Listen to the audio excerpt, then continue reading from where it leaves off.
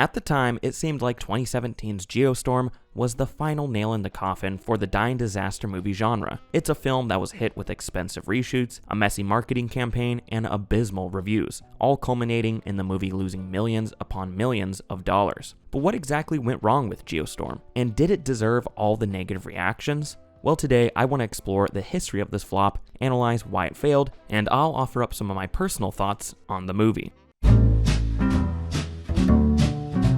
The idea for Geostorm was first conjured up back around 2012 by Dean Devlin. Now, Dean Devlin was no stranger to the disaster movie genre, as he helped write and produce many iconic films alongside Roland Emmerich, such as Independence Day Resurgence, and 1998's Godzilla, just to name a few. He enlisted the help of Paul Guyot to pen the script, and in 2013, Skydance Productions purchased the spec script, with Devlin slated in the director's chair. Although Devlin had a vast background in both writing and producing film and television, this would actually be his feature film debut as a director.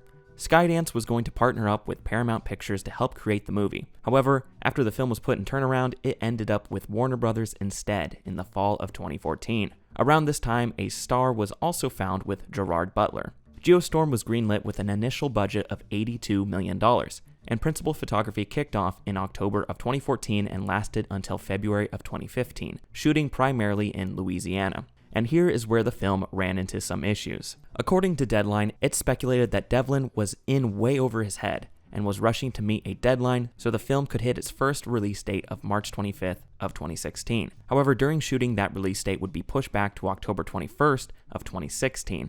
It's worth noting that there were other sources that stated the film's messy production wasn't all on Devlin, and was a mess conjured up by too many cooks in the kitchen. Either way, when screenings took place in late 2015, the response was disastrous. Allegedly, the first cut was deemed by Warner Brothers studio executives to be unwatchable. The film then spent 61 weeks in post, went through 2 composers, and was previewed 3 to 4 times before big-time producer Jerry Bruckheimer was brought in to salvage the project. This is when a new writer, Lita Kalogridis, and a new director, Danny Cannon, were brought in for lengthy reshoots. These reshoots took place in December of 2015 and were reported to cost upwards of $15 million. Dean Devlin estimated that almost 60% of the movie was reshot or reworked. Here's a quote from Deadline on all that was changed. Geostorm's problems were generally about storyline clarity, plot credibility, and characters' motivations. These were script problems that were hard to spot initially for Devlin's team, as they were in the weeds editing according to some. During the final edit, some characters dropped out. In earlier cuts prior to Bruckheimer, there would be situations where there was a dramatic scene in the film, but it was spoiled by a comedic score playing underneath. Due to these reshoots, the second release date of October 21st of 2016 was pushed back to January 13th of 2017. However, in June of 2016, the studio announced the release date had been moved back for a final time to October 20th of 2017. When everything was said and done, the budget was estimated to be around $120 to $130 million. And of course, that's not including the marketing costs or the theater's cuts. It was speculated that the film needed to gross somewhere between $300 to $350 million in order to break even. Could a disaster movie in the big year of 2017 do that? Well, no, it couldn't.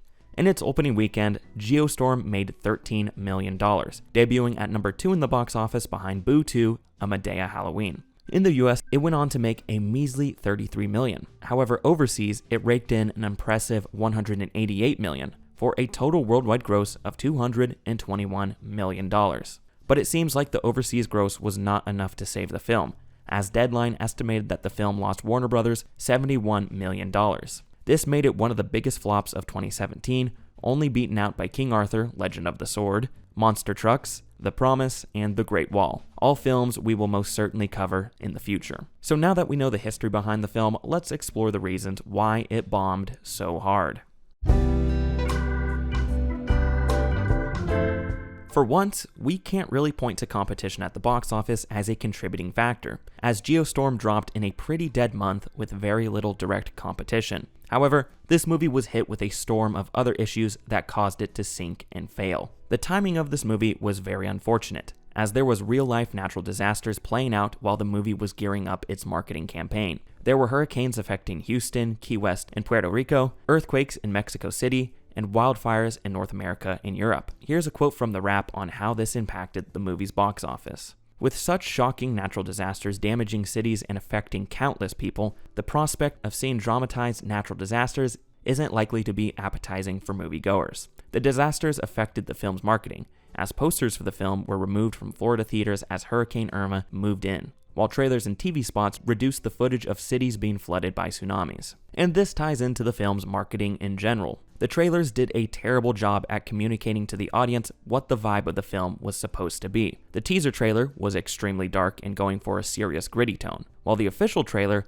completely pivoted, focusing more on the comedy and going for an upbeat, fun tone. To make matters worse, the trailers made it look like a crappy mashup of every stereotypical disaster movie ever made. Additionally, due to the real-life natural disasters, the studio changed the original tagline of "Brave the Storm" to "Some things were never meant to be controlled," which meant they had to send out new posters and promotional material. Another big reason why Geostorm flopped that we've already touched on is that it was plagued with production issues. Not only did this cause the budget to bloat, but it resulted in the movie getting bad press for years before it even hit theaters. Something I spoke about in my Moonfall video that also applies to Geostorm is how the disaster movie genre was pretty dead by 2017. There's only been a handful of movies within the genre that have been able to break even in the past 10 years. And that's mostly due to the fact that they include something more than just disasters, like the Monsterverse movies, for example. The days of the Roland Emmerich-esque over-the-top dumb action disaster movies are over and done with, and Geostorm was just another installment into a genre that was dying a slow, painful death. Even movies attached to a popular IP like 2016's Independence Day Resurgence failed to make a profit, but since Geostorm went into production in 2014, at that time, the genre wasn't dead yet. Lastly, a big reason why Geostorm flopped is because it wasn't very good. It currently holds an 18% critic and a 36% audience score on Rotten Tomatoes, in addition to a 5.4 out of 10 on IMDb, a 21% on Metacritic,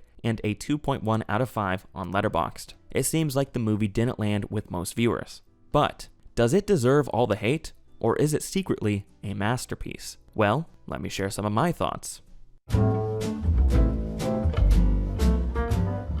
I'm gonna say something crazy, but Geostorm is a bad movie. Unfortunately, it is not a secret masterpiece. Sorry if you like this movie, but I'm about to dunk on it a lot. So just a quick overview of the plot so you have some context on what I am talking about. The story is set in the near future where a network of satellites called Dutch Boy that is designed to control the global climate starts to attack Earth. Its creator, Jake Lawson, goes into space to uncover the real threat before a worldwide geostorm wipes out everything and everyone. Right off the bat, the writing in this movie is unnecessarily overcomplicated. The first scene is of Jake getting fired from being in charge of Dutch Boy by his brother. However, just a couple scenes later, his brother approaches him and says that he needs him back to fix Dutch Boy. And of course, Jake agrees. Now, what was the point of showing us Jake getting fired if he's just going to be rehired 10 minutes later? Him getting fired is important to his character and his relationship with his brother, but you can just start the movie off with him already having been fired and fill the audience in on the backstory through the dialogue. If you're gonna have lazy voiceover exposition like this movie already does, just throw that in there too. We didn't need to see the firing happen, as it makes the plot feel extremely clunky and overcomplicated for no reason. There's a whole side plot back on Earth with Jake's brother and his Secret Service fiance trying to find out who's behind all these attacks, but this character is so insanely boring.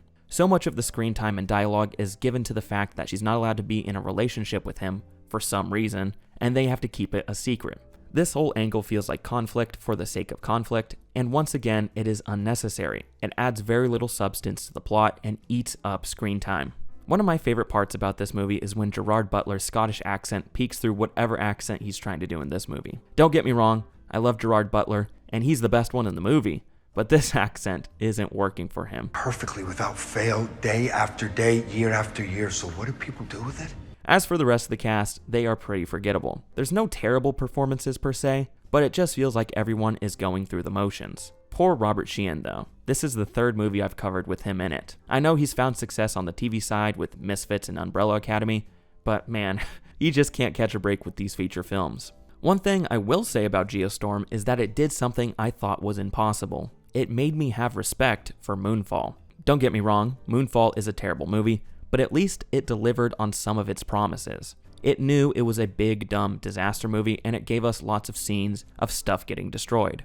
I mean, that's the bare minimum for a disaster movie. But in Geostorm, we hardly get any destruction. We get a little bit in the beginning and a little bit at the end. The stuff we do see is pretty cool, but I'm sure most people who bought a ticket to this movie wanted to see stuff get destroyed, and the movie doesn't deliver on that as much as it should. In fact, we never see the actual Geostorm, just the build up to it. All throughout the movie, the characters are repeating that a geostorm is going to happen. A geostorm's coming. Oh my gosh, we need to stop the geostorm, and it's going to be terrible, and it's going to be worldwide destruction. But then we don't see anything happen. Not only does Geostorm fail as a movie, but it also fails as a disaster movie. Geostorm also checks all the boxes for cliches that disaster movies need to have, but it doesn't check them very well. It half-ass checks them. For example, the cliche of the protagonist's sole motivation being their kids and protecting them. In Geostorm, we get one scene of Jake and his daughter in the beginning, and then she disappears for an hour, and the audience completely forgets about her. Then we get one scene with her at the very end. Like, if his kids are going to be the only thing that drives this character, maybe we should see a little more of them. Again, at least Moonfall actually made Patrick Wilson's kids part of the story, rather than chucking them aside and forgetting about them. All in all, it is a stupid movie and fails at nearly everything it sets out to do. The scene that did it for me is when Gerard Butler puts on a spacesuit in less than a minute all by himself. Somehow, with all the cartoonish, unrealistic things that happen in this movie, that one was the final straw for me. Alright, I've said enough, let's wrap it up. Geostorm seems like a movie that was always destined to fail. It missed the disaster movie craze by a couple years, it was plagued with production issues and release date changes, and the marketing for the movie was all over the place. On top of everything, it was just a bad movie, which caused it to lose millions upon millions at the box office. But, what are your thoughts on Geostorm? Have you seen it?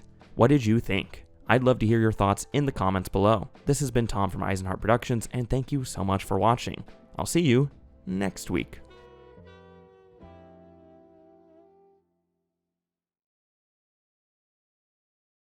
The topic of next week's video is currently being voted on, so make sure to check out that on my community post tab on my channel.